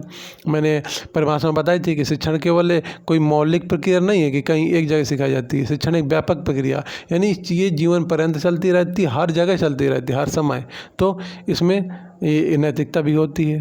तो इसकी एक विशेषता क्या होगी कि शिक्षण एक नैतिक गतिविधि है। ओके, अगली विशेषता देखते हैं शिक्षण की। अगली विशेषता है शिक्षण अलग अलग माहौल में चलने वाली प्रक्रिया, अर्थात बदलते हुए परिवेश में। इसका मतलब क्या कि शिक्षण केवल एक जगह रह के नहीं है, जैसे कि मैंने अभी तुरंत बताया, ये चौथा पॉइंट समझाने के लिए कि शिक्षा, और परिभाषा में बताया था कि शिक्षण कोई एक जगह, यानी स्कूल में जाकर ही हम केवल शिक्षा प्राप्त नहीं करते हैं, स्कूल में ही केवल टीचिंग लर्निंग नहीं होती। टीचिंग यानी कि हमें जो सिखाया जाता है हम सीखते हैं, कोई सामने वाला सिखाता है, सामने वाला व्यक्ति भी हो सकता है, माहौल भी हो सकता है, घटना भी हो सकती है, कुछ भी हो सकती है। तो वो अलग अलग माहौल में चलती रहती है। अलग अलग माहौल का मतलब स्कूल का माहौल, हम कहीं जा रहे हैं, कहीं दूसरे स्थान पर हैं, कहीं दूसरे शहर में हैं, वहाँ का माहौल कैसा ही माहौल हो सकता है। तो क्योंकि शिक्षण जो है एक लगातार सतत 24 घंटे और जीवन पर्यंत चलने वाली प्रक्रिया है, तो माहौल एक जैसे माहौल में तो हमें हमेशा बने नहीं रहते, माहौल बदलता रहता है हमारा, तो माहौल बदलता रहता है। तो इस वजह से कहा जाता है कि शिक्षण अलग अलग माहौल में चलने वाली प्रक्रिया है, यानी बदलते हुए परिवेश में चलने वाली प्रक्रिया। केवल ये एक परिवेश, यानी केवल स्कूल के परिवेश में नहीं होती, ये कहीं भी हम जहाँ पर भी होते हैं वहाँ पर हम चीज़ों को देखते हैं, सुनते हैं, समझते हैं, तो शिक्षण हमारा होता रहता है, यानी हम सीखते रहते हैं। तो इस वजह से इसको अगर एक सेंटेंस में कहा गया कि शिक्षण अलग अलग माहौल में चलने वाली प्रक्रिया है और बदलते हुए परिवेश में होने वाली प्रक्रिया है। ठीक है, ये हो गया। फिर अगली विशेषता क्या? अगली विशेषता है शिक्षण एक जटिल गतिविधि है। शिक्षण एक जटिल गतिविधि ऐसा क्यों कहा जाता है? क्योंकि शिक्षण का मतलब होता है सामने वाला व्यक्ति पढ़ा रहा है, व्यक्ति या फिर माहौल कुछ भी हो सकता है, कोई घटना जिससे हम सीखते हैं वही शिक्षण है। कोई व्यक्ति सिखाए या फिर कुछ भी सिखाए, कोई भी सिखाए, मौसम सिखाए, कोई प्रकृति सिखाए, कुछ भी सिखाए, तो हम सीखते हैं। तो क्या इतनी आसानी से हमको चीज़ समझ में आ जाती हैं ना? ऐसा होता तो नहीं है, हमको बहुत दिमाग लगाना पड़ता है। कई बार हमें एक बार में चीज़ समझ नहीं पड़ती, बार बार हमें सोचना पड़ता है, उसमें विचार करना पड़ता है, तब कहीं वही चीज़ हमारे समझ में आ जाती है। इसलिए इसको क्या बोला गया? इसको बोला गया शिक्षण एक जटिल गतिविधि है। और मैं एक आसान उदाहरण देता हूँ, जैसे कि मैं आपको पढ़ा रहा हूँ, तो जो मैं आपको पढ़ा रहा हूँ क्या ज़रूरी है कि मैं एक बार मैंने बोल दिया शिक्षण एक जटिल गतिविधि है, या फिर पहली विशेषता शिक्षण एक विज्ञान है, आपको समझ में आ गया? अगर ऐसा होता तो ये 1 मिनट में ही मैं पूरा क्लास ही ख़त्म कर देता, कितना आसान होता, कितना टाइम बचता। लेकिन ऐसा नहीं है ना, मुझके एक एक सेंटेंस से बहुत विस्तार से उदाहरण सहित देते हुए समझाना पड़ रहा था, ताकि आपके दिमाग में ये बात समझ में आए कि आखिर है क्या, ये शिक्षण है क्या, शिक्षण की विशेषता क्या है। तो ये आसान तो हुआ नहीं। यानी शिक्षण एक जटिल गतिविधि है। एक छोटा सा वाक्य जिसमें कितने शब्द, 1 2 3 4 5 शब्द हैं, और 5 शब्दों को समझाने के लिए मुझे बहुत सारे लंबे लंबे सेंटेंस और इसमें काफ़ी टाइम लेना पड़ रहा है। तो यही तो है, आसान होती तो क्यों इतना मेहनत करना पड़ता, क्यों मुझे इतना उदाहरण सहित ये शब्द के समझाना पड़ता। इसका मतलब है कि शिक्षण कोई आसान गतिविधि नहीं, जटिल गतिविधि है। इसमें छात्रों की मेहनत करनी पड़ती है, पढ़ाने वाले अध्यापक को भी मेहनत करनी पड़ती है। ओके, और आगे विशेषताएँ देखती हैं, कुछ और भी इसमें विशेषताएँ हैं, वो देखते हैं।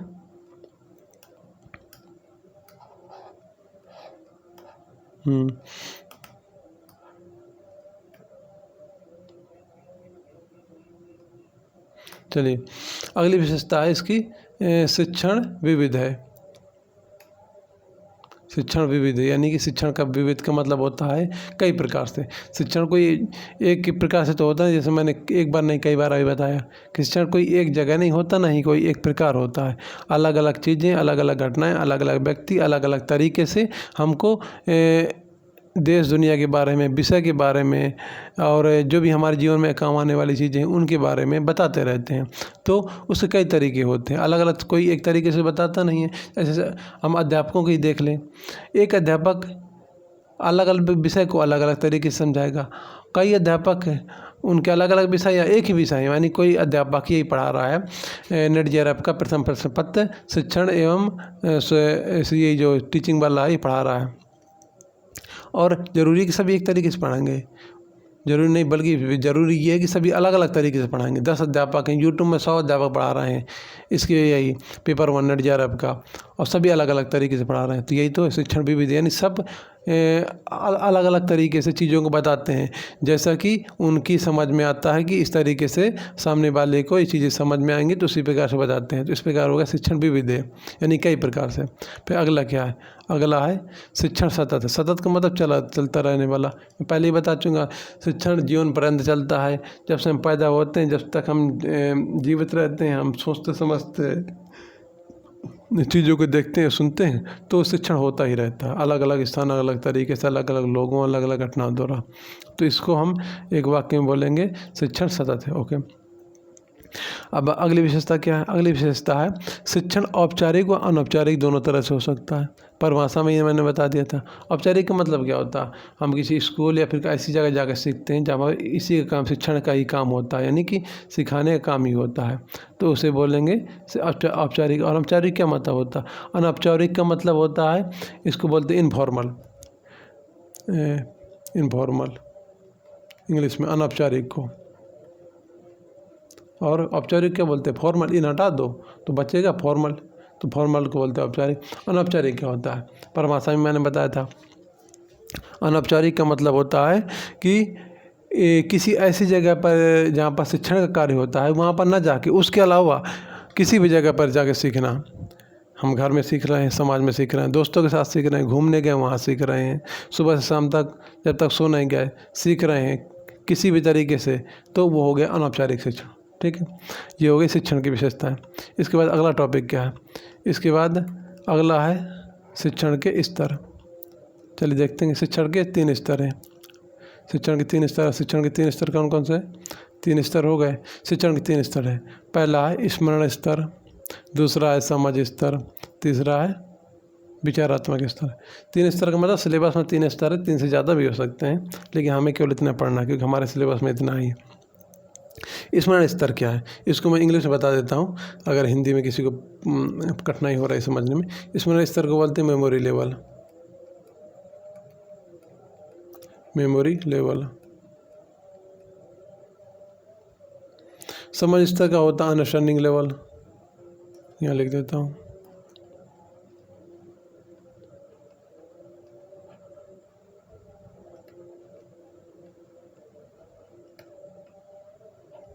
अंडरस्टैंडिंग लेवल यानी कि समझ स्तर।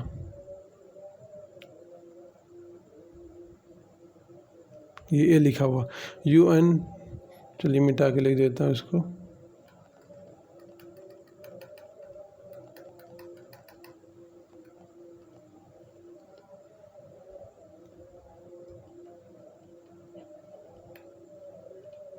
अंडरस्टैंडिंग लेवल जैसे कि ऊपर लिखा था वही है अंडरस्टैंडिंग लेवल, ये समझ स्तर। और तीसरा है विचारात्मक स्तर, इसको इंग्लिश में बोलते हैं रिफ्लेक्टिव लेवल। यहाँ पर लिख देता हूँ reflective level. Reflective level, level तो ऊपर ही लिख दिया। रिफ्लेक्टिव लेवल का मतलब स्तर यानी विचारात्मक स्तर। अब इसका मैं बताता हूँ परिभाषा, विस्तार में समझाता हूँ। चलिए, और इसको लिखवा भी दूंगा, अभी पहले समझ लो। स्मरण स्तर क्या होता है यानी मेमोरी लेवल है। इसमें कोई विचार नहीं किया जाता। विचार नहीं किया जाता मतलब कोई, जैसे कि अध्यापक है, किसी कक्षा 5 वाला स्टूडेंट है, उसको दिया कि गाय पर निबंध लिखवा दिया, बोला याद करके लाना, कल सुनूंगा तुमसे। तो उसने गाय पर निबंध लिखा क्या है, इस पर कोई सोचा नहीं है, बस कोई विचार किया उसने सोचा ही नहीं, बस रट लिया। उसकी रटने की क्षमता अच्छी थी, रट लिया, बस अगले दिन आके साथ सुना दिया। यानी यहाँ पर अध्यापक ऐसा प्रयास करता है कि छात्र सोचे ना बिल्कुल, या फिर छात्र ऐसा प्रयास करता है कि सोचना नहीं, बस जो दिया अगर रट लो, बस रट के सुना दो, बस यही है मेमोरी लेवल। और दूसरा समझ स्तर। समझ स्तर में विचार शामिल, यहाँ पर सोचेगा, समझेगा। विद्यार्थी समझेगा कि ये है क्या, गाय है क्या, गाय मतलब कि गाय पर हम निबंध लिखने के लिए क्यों दिया गया है, उद्देश्य क्या है इसका। मतलब अध्यापक जो हमारे शिक्षक हैं उनका उद्देश्य क्या है कि हमें गाय का निबंध लिखने के लिए दिया है। तो यहाँ पर सोचेंगे कि उद्देश्य इसका कारण ताकि हमें जानकारी हो, हम अभी जितना भी गाय के बारे में जानते हैं उससे ज़्यादा जानकारी हो, गाय की विशेषताएं पता हो, गाय के कितने अंग होते हैं, इन सब चीज़ों के बारे में, गाय क्या होता है, किस काम के लिए गाय को लोग अपने घरों में रखते हैं, ये सब चीज़ें इसके बारे में सोचेगा। तो ये हो गया समझ स्तर, यानी उसके बारे में समझ विकसित हो रही छात्र की। अब तीसरा होता है विचार स्तर। विचारात्मक स्तर, इसका मतलब होता है उच्च स्तर का विचार विमर्श होता है। यानी कि यहाँ पर विचार, जैसे कि यहाँ पर समाज स्तर में केवल सोच रहा था, यहाँ पर केवल सोचेगा नहीं, सोचने से आगे बढ़ेगा। विद्यार्थी यहाँ पर सोचने से आगे बढ़ेंगे, यानी सोच कर कोई अपना नया प्रश्न या नया कोई कॉन्सेप्ट, नई अवधारणा विकसित करेगा सोच समझ कर विचारात्मक स्तर में।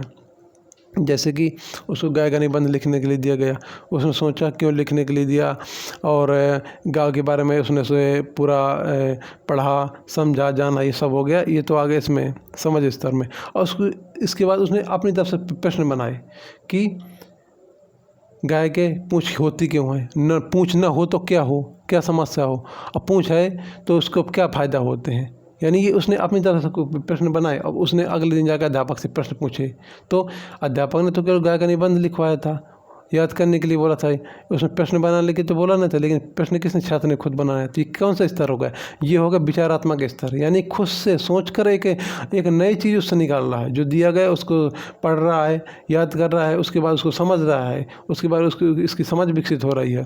ये हो गया दूसरा स्तर। और फिर उससे नई चीज़ बना रहा है, यानी उससे प्रश्न बना रहा है कि ऐसा हो तो क्या होगा, ऐसा ना हो तो क्या होगा। ये सब चीज़ें उसके दिमाग में आ रही हैं। तो ये हो गया विचारात्मक स्तर, यानी कि इसमें उच्च स्तर का विचार विमर्श शामिल होता है। ओके, हाँ, अब लिख लीजिए हेडिंग डाल के शिक्षा के स्तर। इसमें 3 स्तर हैं। पहला स्मरण स्तर, इसको इंग्लिश में बोलते हैं मेमोरी लेवल। ओके, इसको लिख लीजिए, मैं बोल देता हूँ विस्तार से।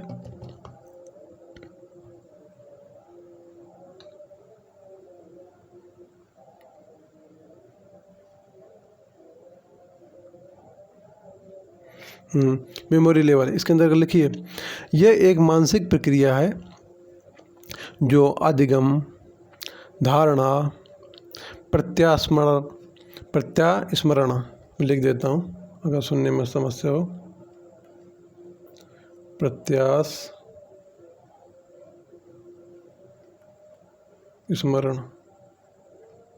प्रत्यय उसके बाद स्मरण, दोनों को मिला के लिख देना। प्रत्यास्मरण, फिर कॉमा करके, नहीं इसके बाद कॉमा नहीं, वाह, इसके बाद वाह लिखना। प्रत्यास्मरण के बाद लिखना वाह। प्रत्याभिज्ञान है, प्रत्यय लिख लेना है, जैसे स्मरण लिखना उसके उसमें लिख देना विज्ञान है। लिख देता हूँ प्रत्याभिज्ञान। ये प्रत्यय स्मरण व प्रत्याभिज्ञान आदि चरणों से मिलकर पूर्ण होती है। मैं रिपीट कर देता हूँ सेंटेंस। स्मृति स्तर के शिक्षण में यह एक मानसिक प्रक्रिया है जो अधिगम, धारणा, प्रत्यास्मरण व प्रत्याभिज्ञान आदि चरणों से मिलकर पूर्ण होती है। अगला सेंटेंस लिखिए इसी में। इसमें प्रस्तुतिकरण के क्रम में महत्वपूर्ण बिंदुओं को दर्ज किया जाता है।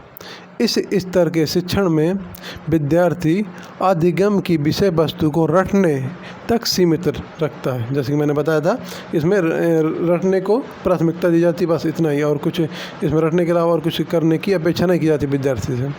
तो लिख लिया, विषय वस्तु को रटने तक सीमित रखता है। इसके बाद कॉमा, उसे समझा नहीं सकता, उसे समझा नहीं सकता, यानी कि जो मैंने बताया स्मरण इस तरह का जो शिक्षण है इसमें समझा नहीं सकता, समझाया नहीं जाता, केवल रटने तक सीमित रखता है। ये लिखना है, रटने तक सीमित रखता है, उसके बाद कॉमा लगा के उसे समझा नहीं सकता। ये हो गई स्मरण स्तर की परिभाषा।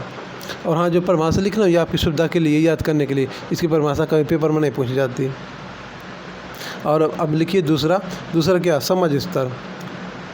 समझ स्तर में लिखिए, इस प्रकार के शिक्षण का प्रयोग किसी वस्तु की पहचान या उसकी प्रकृति को समझने में करता है।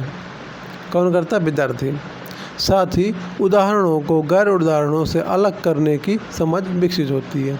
किस में विकसित होती है? विद्यार्थी में। ये समझने के लिए, लिखना नहीं कि किस में विकसित होती है, विद्यार्थी में। ये सब आपके समझने के लिए।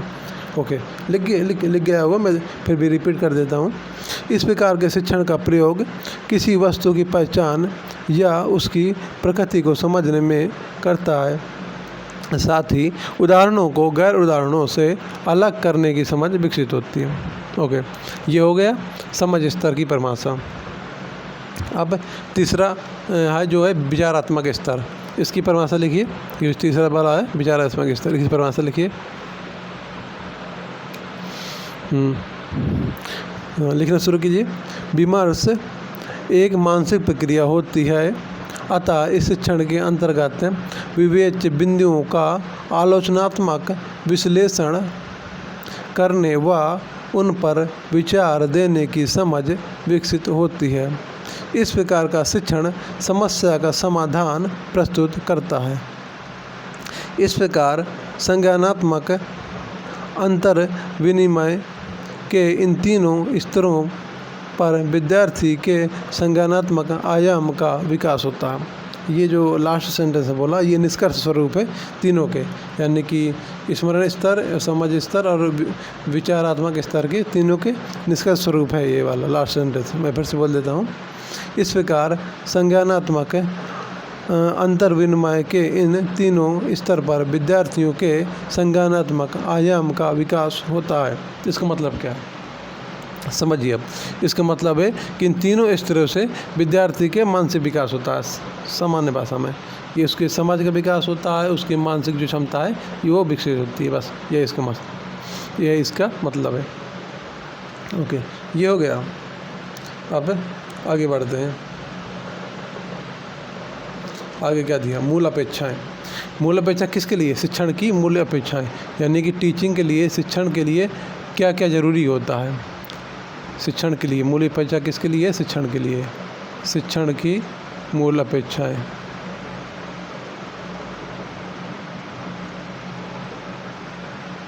शिक्षण की मूल अपेक्षाएं क्या क्या हैं वो हम यहाँ पर देखेंगे।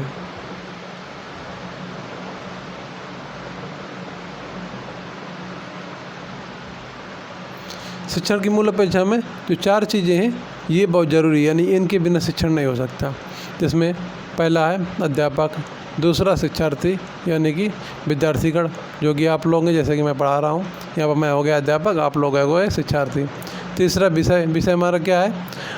NTA, UGC NTA के जो नेट परीक्षा होती है, नेट JRF, उसका प्रश्न पत्र, ये हो गया विषय, उदाहरण के लिए बता रहा हूँ।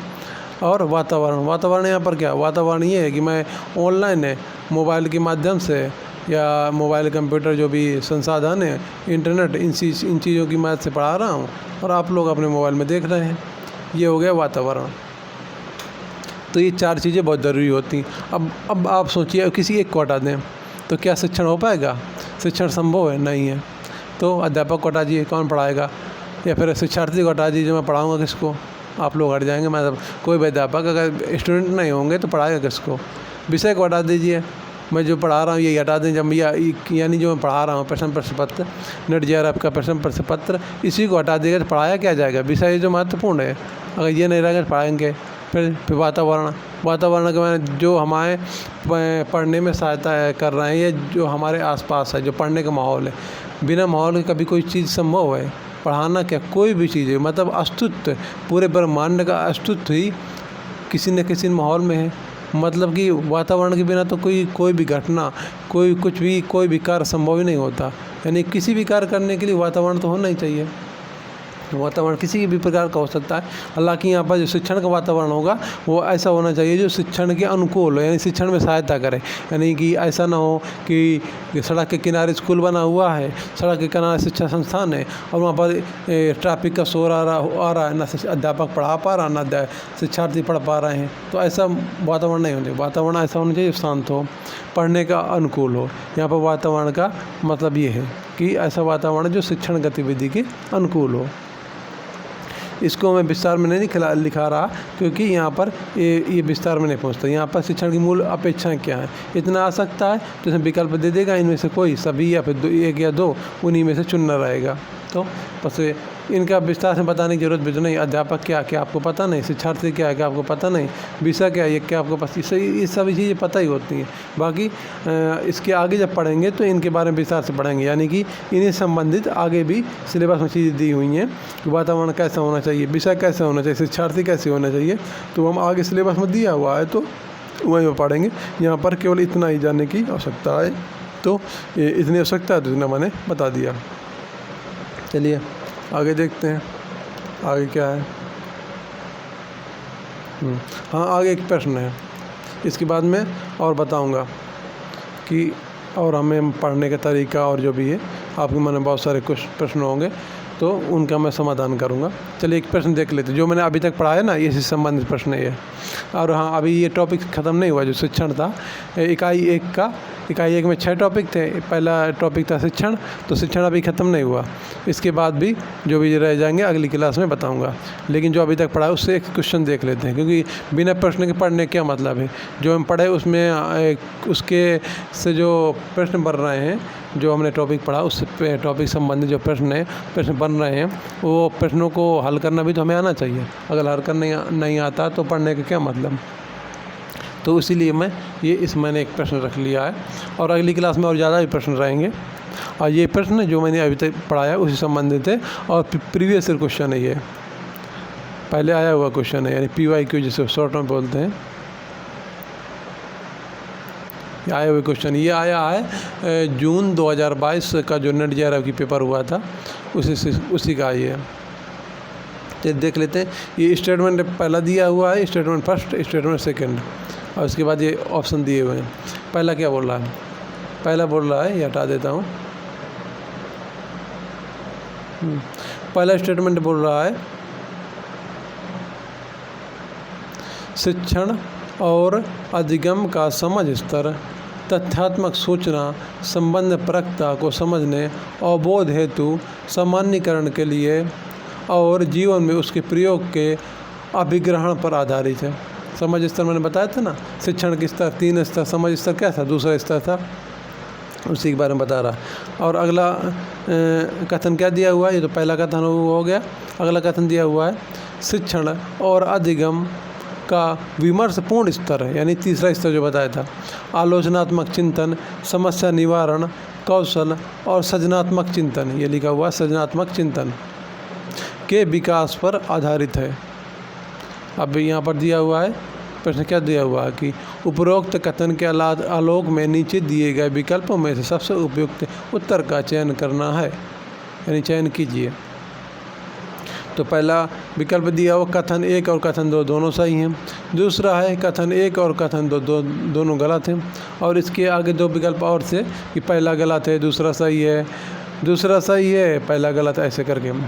तो इसमें आपको इतने में ही देखिए, इन्हीं में बताइए, पहला दूसरा में, इन दोनों में बताइए कौन सा सही है, दोनों सही हैं, दोनों गलत हैं, इन्हीं में बता दीजिए। क्योंकि वैसे 4 विकल्प आएंगे, लेकिन इन्हीं सही इन्हीं दोनों में से है।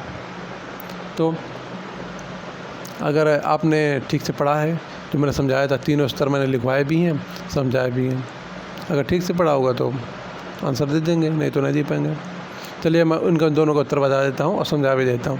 ये क्या कह रहा है, कथन पहला क्या बोल रहा है, कथन पहला बोल रहा है शिक्षण और अधिगम का समझ स्तर तथ्यात्मक सूचना संबंध परकता को समझने और बोध हेतु सामान्यीकरण के लिए और जीवन में उसके प्रयोग के अभिग्रहण पर आधारित है। यानी समझ स्तर तथ्यात्मक सूचना, यानी कि जो हम पढ़ते हैं, सबसे पहले तो कोई भी विषय होगा उसको हम पढ़ेंगे, उसकी जो सूचना है, उसके जो तथ्य यानी फैक्ट हैं वो पढ़ेंगे। उसके बाद संबंध परकता उसको हम समझेंगे कि जैसे मैंने उदाहरण दिया था गाय के निबंध का, तो गाय के निबंध पर जो लिखा हुआ है, जो चीज़ें लिखी हुई हैं, जो जानकारी वो हम पढ़ेंगे, उसके बाद उनका संबंध स्थापित करेंगे, यानी कि उसके बारे में सोचेंगे, समझेंगे। ये जो लिखा है कि गाय पे निबंध हमें अध्यापक ने क्यों याद करने के लिए दिया, इसके पीछे कारण क्या है, गाय का उपयोग क्या है, ये सब संबंध परकता को समझेंगे, सोचेंगे, ये हो गया। अवबोध होती है, अवबोध का मतलब ये है कि दिमाग में सोचना, विचार करना। फिर सामान्यीकरण, सामान्यीकरण का मतलब होता है एक सामान्य समझ विकसित करना, यानी गाय के बारे में हर व्यक्ति के बारे में एक सामान्य समझ होगी। तो एक जो छात्र होगा प्राइमरी पढ़ने वाला, उसके हो सकता है उसके दिमाग में सामान्य समझ ना हो, अगर उसने नहीं पढ़ा है या उसको किसी ने नहीं बताया है घर में, या उसने क्लास में भी नहीं पढ़ा है, उसके दिमाग में गाय के बारे में सामान्य समझ नहीं होगी। तो सामान्य समझ विकसित करना, ये सामान्यीकरण के लिए। और जीवन में उसके प्रयोग के अभिग्रहण पर आधारित है। मैंने बताया था कि जीवन में गाय का उपयोग क्यों, लोग गाय को अपने घरों में क्यों पालते हैं। तो ये सब इसमें जो दूसरा स्तर होता है समझ स्तर, इसमें छात्र ये सब सोचता है कि उसको सामान्य, उसको अब ये सब जो लास्ट में पूरा सोचने विचारने के बाद लास्ट में अपने दिमाग में एक सामान्य समझ विकसित करता है। उसका उपयोग क्या है इसके बारे में सोचता है, उसका संबंध क्या है ये सोचता है, उसके बाद तथ्यात्मक जानकारी ये पढ़ता है। तो यही सब तो था। तो समझ स्तर, और यही इसमें दिया है कि शिक्षण का जो समझ स्तर होता है उसमें ये सब चीज़ें होती हैं। तो इसका मतलब ये क्या हुआ, ये सही है। तो पहला वाला क्या हुआ, पहला वाला हो गया सही है। ये तो बोल रहा है जो मैंने बताया था कि शिक्षण और अधिगम का समझ स्तर होता है, उसमें तथ्यात्मक सूचना होती है, संबंध परकता को समझा जाता है, अवबोध यानी कि उसके बारे में सोचा जाता है, सामान्यीकरण उसके बारे में समझ विकसित की जाती है, जीवन में उसका प्रयोग क्या है इसके बारे में जानकारी ग्रहण की जाती है, जानकारी इकट्ठा की जाती है, सोचा जाता है। यही तो था, यही इसमें लिखा है, तो इसका मतलब ये सही है। चलिए अब दूसरा देख लेते हैं, दूसरा क्या बोल रहा है। दूसरा बोल रहा है शिक्षण और अधिगम का विमर्शपूर्ण स्तर। विमर्शपूर्ण स्तर यानी विचारपूर्ण स्तर, इसमें विमर्शपूर्ण लिखा है और मैंने वहाँ पर लिखा दिया था विचारात्मक, दोनों का अर्थ एक ही है। तो शिक्षण और अधिगम का विमर्शपूर्ण स्तर आलोचनात्मक चिंतन, समस्या निवारण कौशल और सृजनात्मक चिंतन के विकास पर आधारित है। क्या लिखा है यहाँ पर, सृजनात्मक चिंतन, ध्यान दीजिए यहाँ पर सृजनात्मक चिंतन, इसका मतलब क्या सृजनात्मक चिंतन का, यानी कि मैंने क्या बताया था जो तीसरा स्तर होता है उसमें छात्र दूसरे स्तर से होते हुए तीसरे स्तर तक पहुँचेगा। एक क्रम होता है, सबसे पहले स्तर में पहुँचेगा, यानी जानकारी केवल इकट्ठा करे, केवल रटेगा और कुछ नहीं। दूसरा समझ स्तर, उसके बारे में समझ स्थापित करेगा, सोचेगा उसके बारे में। तीसरा सृजनात्मक विचारात्मक स्तर होता। तीसरा क्या स्तर होता है? विमर्शपूर्ण स्तर। इसमें वो कोई उस जो जानकारी उसने इकट्ठा की, जो सोचा समझा, उससे कोई एक नई चीज़ बनाएगा, कोई नया विचार, नया प्रश्न अपने दिमाग में पैदा करेगा। वही तो उसमें लिखा सृजनात्मक चिंतन। सृजनात्मक चिंतन का मतलब होता है कि अपने दिमाग में हम कोई नई परिभाषा बनाए, नया प्रश्न बनाए, नई कोई अवधारणा बनाए, वही होती है सृजनात्मक चिंतन। और मैंने ये कोई नई चीज़ बनाना, नया प्रश्न पढ़ना, कैसे करना, मैंने बताया था कि वो छात्र गाय के बारे में नए प्रश्न अपने दिमाग में लाएगा और फिर अगले दिन अध्यापक जाके पूछेगा। यही होता है सृजनात्मक चिंतन, यानी कोई नई चीज़ बनाना। ये क्या लिखा? जब विमर्शपूर्ण चिंतन है, विमर्शपूर्ण स्तर में लिखा है सृजनात्मक चिंतन। सही तो है, विमर्शपूर्ण स्तर यही तो है, कोई नया चीज़ अपने दिमाग में, कोई नई कॉन्सेप्ट, नई अवधारणा, नई परिभाषा, नया प्रश्न, कोई कुछ नया बनाना जो पहले जो हमने पढ़ा है उसमें नहीं है, जो हमने पढ़ा है जो चीज़ उसमें वो नहीं, उससे अलग हट कुछ नया सोचना, वही होता है सृजनात्मक चिंतन। समस्या निवारण कौशल, कि जब कोई समस्या दी है और उसका उत्तर उसमें नहीं दिया, हम अपने दिमाग से सोचेंगे और समस्या का समाधान निकालेंगे, तो वो भी क्या हो गया? वो नया हो गया ना। और विमर्शपूर्ण स्तर में यही करते हैं, नया ही करते हैं। आलोचनात्मक चिंतन, आलोचनात्मक चिंतन का मतलब ये होता है कि जो उसमें लिखा है उससे अलग हट के हम सोचें, उसकी आलोचना करें। यानी कोई व्यक्ति उसकी जीवनी लिखी है और जीवनी लिखी उसमें समस्याएं की थी, वो नहीं लिखी, लेकिन हम उसकी जीवनी पढ़ेंगे और उसके बारे में हम आलोचनात्मक चिंतन का मतलब बुराई करना नहीं होता, उसमें कुछ हम ऐसी चीज़ें निकालें जो एक विमर्श के लिए, विचार विमर्श के लिए, चर्चा करने के लिए तर्क संगत विषय कि इसमें क्या सुधार होना चाहिए, इसमें कमियाँ क्या थी, इसमें क्या सुधार होना चाहिए, इसमें हम और कितना अच्छा किया जा सकता है, या पहले इसमें क्या और अच्छा किया जा सकता था, या अब इसमें कितना अच्छा किया जा सकता है। ये सब चीज़ें होती हैं आलोचनात्मक चिंतन। जो भी हिंदी साहित्य आपने पढ़ा होगा तो उसमें है नहीं, आलोचना पूरा मतलब एक विधा ही है, हिंदी साहित्य की एक विधा है आलोचना का मतलब यही होता है कि आलोचना का मतलब कमियां निकालना नहीं होता। आलोचना का मतलब होता है उसमें कुछ सुझाव देना, उसमें कुछ नया करने का सुझाव देना। तो नया करने का सुझाव कब हम देंगे? जब हम सोचेंगे और उसमें कुछ नया सोचेंगे, कुछ अलग हट के सोचेंगे। और ये सब किस में आती है, किस स्तर में आता है? जो तीसरा स्तर है विमर्शपूर्ण स्तर, इसी में सब तो आता है, कुछ नया सोचना, कुछ अलग हट के सोचना, जो उसमें दिया गया उससे अलग हट के सोचना। वही सब चीज़ें मैंने बताया था कि ये सब चीज़ें आती हैं विमर्शपूर्ण स्तर में। और ये इसमें दिया, यानी विमर्श क्या दिया है यहाँ पर दिया हुआ है, पूरा सेंटेंस पढ़ लेते हैं। शिक्षण और अधिगम का विमर्शपूर्ण स्तर आलोचनात्मक चिंतन, समस्या निवारण कौशल सृजनात्मक चिंतन के विकास पर आधारित है। यही मैंने बताया था कि यही सब चीज़ें होती हैं विमर्शपूर्ण स्तर में। तो इसका मतलब ये दूसरा भी क्या हो गया? दूसरा भी सही हो गया। तो दूसरा भी सही हो गया, पहला भी सही, दूसरा भी सही। तो यहाँ पर कौन सा विकल्प सही है? यहाँ पर पहला विकल्प सही है। ओके, तो इसका पहला जो ऑप्शन है वही वाला सही हो गया। तो अभी के लिए इतना ही रखेंगे, बाकी इसी टॉपिक में शिक्षण के अंतर्गत ही कुछ रह गए हैं, जैसे कि ब्लूम की टैक्सोनॉमी हो गई, यानी ब्लूम का जो सिद्धांत है शिक्षण के बारे में। ब्लूम एक वैज्ञानिक है, मतलब शिक्षा संबंधित वैज्ञानिक है, तो उनका जो है और भी कुछ इसमें विद्वान है शिक्षा संबंधित, उन्होंने क्या विचार दिए हैं शिक्षा के बारे में, वो सब अभी पढ़ना रह गया है। तो वो सब हम अभी नेक्स्ट यानी अगली क्लास में पढ़ेंगे। ओके, धन्यवाद। और मैं जो महत्वपूर्ण जानकारी देनी थी क्लास के बारे में, आपके मन में होंगे भी बहुत सारे प्रश्न, तो वो मैं बता दूँ। जैसे अगर आपको कोई प्रश्न पूछना है, ये तो आपने पढ़ लिया, बहुत सारी चीज़ समझ में आई होंगी, बहुत सारी हो सकता समझ में ना आई हो, तो प्रश्न कैसे पूछेंगे?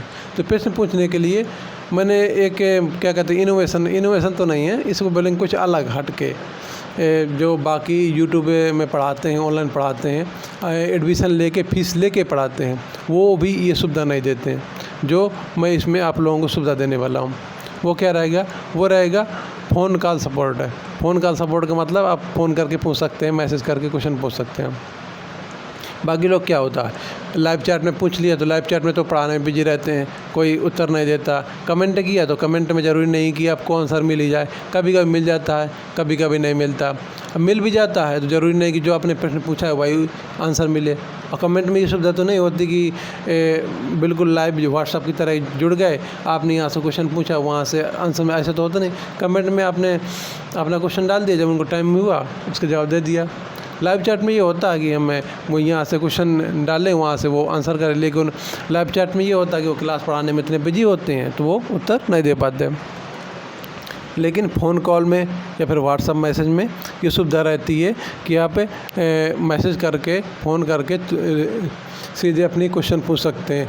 पढ़ने का तरीका क्या है, जो भी मतलब इस विषय संबंधित, पेपर 1 संबंधित, नेट JRF के पेपर 1 संबंधित जो भी प्रश्न हो, वो जो भी मन में क्वेरी हो, सवाल हो, सब पूछ सकते हैं कॉल के द्वारा। तो उसमें आसानी रहती है, मतलब बहुत सुविधा रहती है।